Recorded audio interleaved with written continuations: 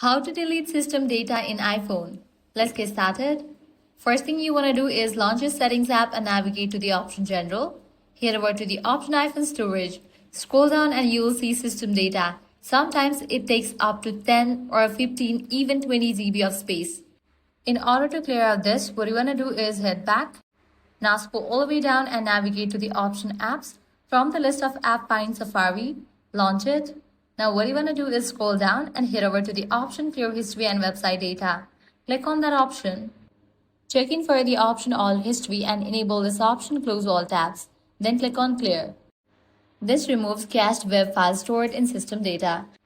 Next, offload unused apps. For that, head back to the main page of settings. Navigate to the option general. Click on the option iPhone storage. Look for large apps you don't use often. Tap and choose offload apps. This clears the app's data but keeps documents safe. Next up, restart your device. For that, head back. Now scroll down and navigate to the option shutdown. Wait for a few minutes and again power on your phone. Likewise, click on the option transfer or reset iPhone. Click on reset all settings. This will also free up some storage space on your device. And that's how you reduce or clear system data on your iPhone. If this guide helped, do not forget to like, share and subscribe.